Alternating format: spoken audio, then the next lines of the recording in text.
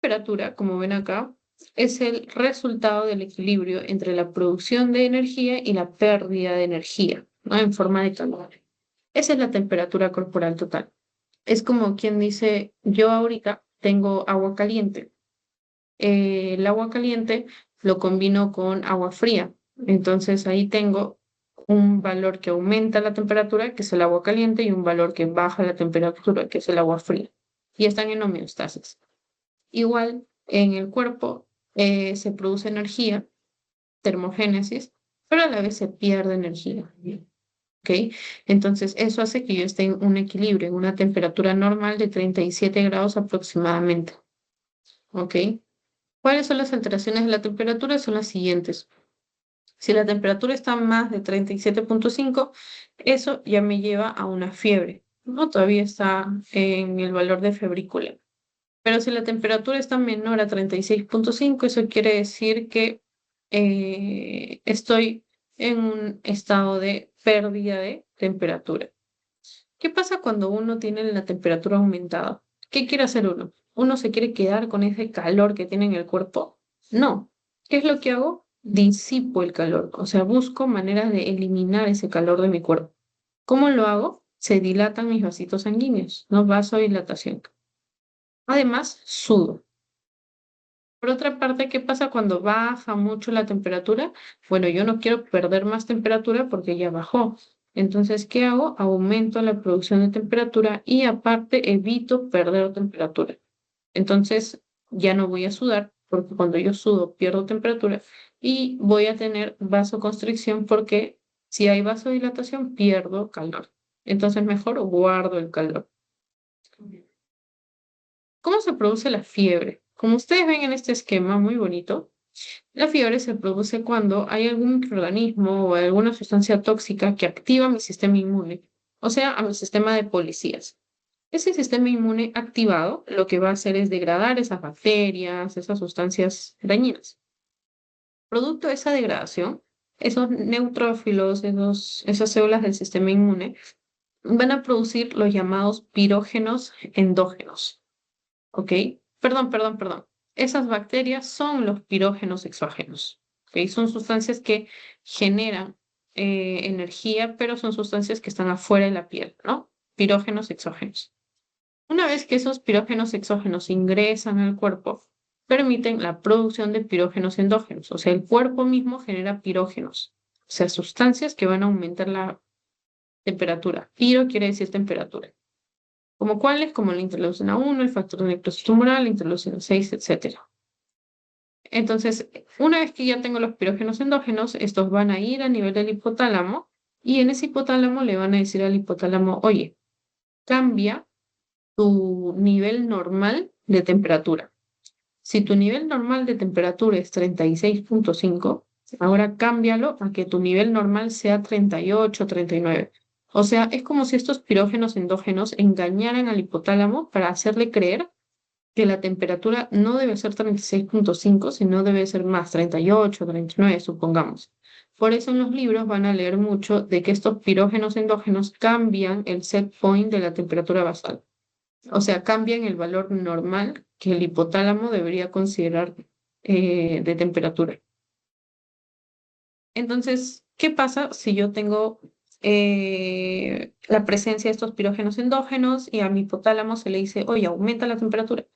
¿Cómo aumento la temperatura? Pues produzco más calor. ¿Cómo produzco más calor? Escalofríos,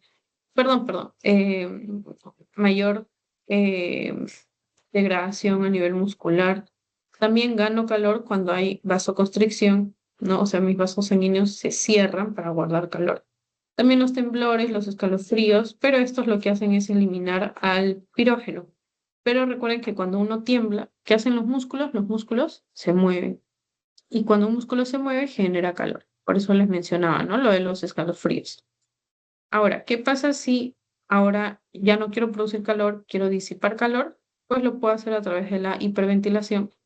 La hiperventilación es una forma de eliminar calor a través de las vías aéreas.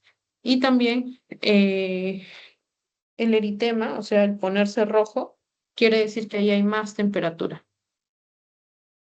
Entonces, este es otro gráfico de fiebre, lo pueden leer luego con mayor detenimiento, pero acá básicamente te dice quiénes son los pirógenos exógenos, ¿no? Las bacterias, los microorganismos.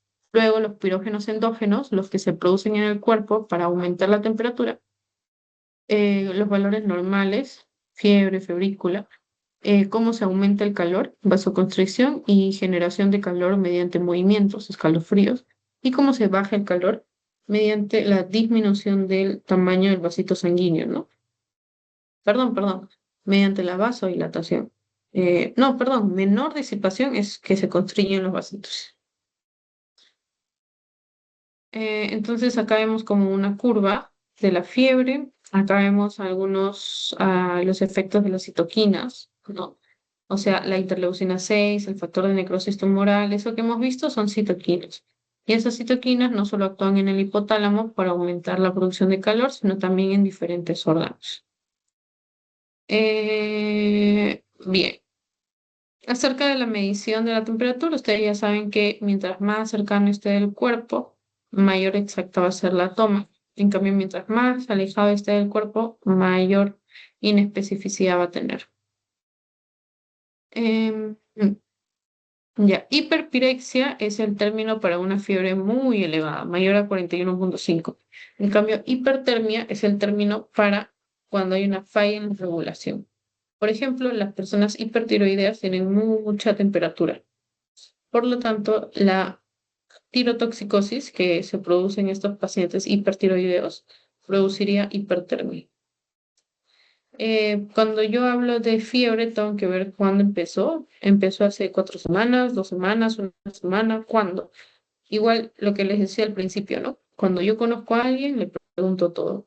Cuando yo voy a una fiesta, pregunto todo. ¿Dónde es? ¿Cuándo es? ¿A qué hora es? ¿A qué hora acaba? Va a haber, no sé, mis amigos, va a haber comida. Todo lo que se te ocurra preguntar, hazlo. Igual en medicina.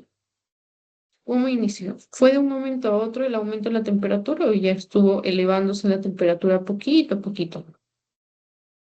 ¿Qué síntomas se acompañaron? O sea, además de la fiebre, tenía sudoración nocturna, pérdida de peso, escalofríos, patrón de fiebre, la fiebre fue continua, sostenida.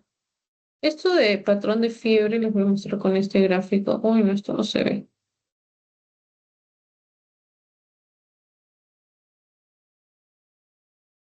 Muy bien. Pasa que cuando ustedes vayan al hospital van a ver que las enfermeras tienen un registro de la temperatura de los pacientes. Entonces, por ejemplo, hoy día, 5 de febrero, veo que la temperatura está en 39. Entonces lo anoto acá, 39, acá, donde está el mouse. Luego, al día siguiente veo que la temperatura está en 38. Ahí entonces pongo un puntito acá, 38. Luego el otro día está en 38,5, pongo acá.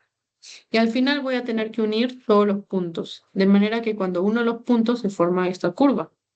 Entonces, esta fiebre en la cual la temperatura no baja para nada más de 1 grado centígrado, se llama fiebre continua. O sea, es una fiebre que siempre está, en otras palabras. Baja, sube, pero no mucho. Fiebre remitente quiere decir que la persona tiene picos de fiebre, pero que luego ya no tiene, luego vuelve a tener, luego ya no tiene y así.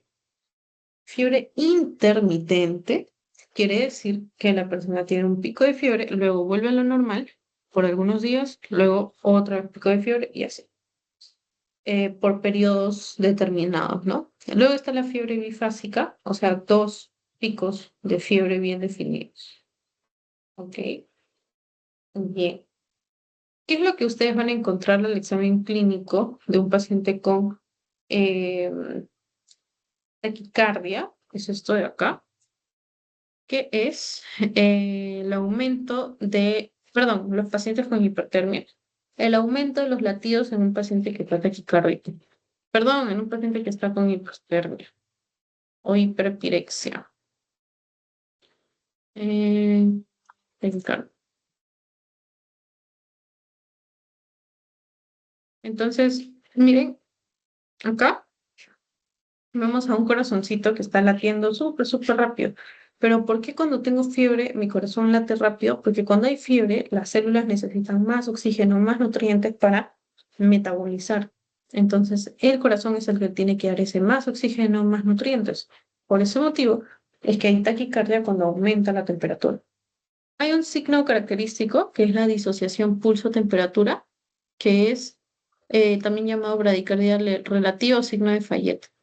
Es cuando la persona tiene fiebre, pero no tiene taquicardia, tiene bradicardia. Y eso se ve en la fiebre tifoidea, legionelosis, fiebre cuba, babiosis, paludismo, leptospirosis, etc. ¿Ya? Em, ya, esto de fiebre de origen oscuro es un tipo de fiebre en la cual no se encuentra la causa. O sea, es un tipo de fiebre en la cual en el hospital le han hecho varios exámenes a la persona y no encuentran la causa de la fiebre. O sea, no encuentran si es una infección, si es un cáncer, una lesión, no encuentran nada. Esa es la fiebre de origen oscuro. Y lo que está en este cuadro son probables causas, pero son bastante difíciles de diagnosticar. Le tienen que hacer muchos exámenes al paciente. Y luego aquí algunos truquitos con enfermedades. Si yo veo que un paciente tiene fiebre y tiene petequias en el ojo, allá, eso es de meningococo de endocarditis. Si veo que un paciente tiene fiebre, cefalea y confusión, eso es meningitis. ¿Por qué? Por la confusión, por el dolor de cabeza, ¿no? Fiebre más dolor de cabeza, entonces la infección está en mi cerebro o en mis meningitis. Fiebre más dolor en hipocondrio derecho más ictericia, ya, tiene que ver con vías biliares, con laringitis aguda. ¿Y por qué con laringitis? Porque itis quiere decir inflamación de la vía biliar. Por eso la fiebre. Fiebre con escalofríos más si se está hipotensando, eso es una sepsis, o sea, una fiebre generalizada. Muy bien, chicas. Con eso hemos terminado.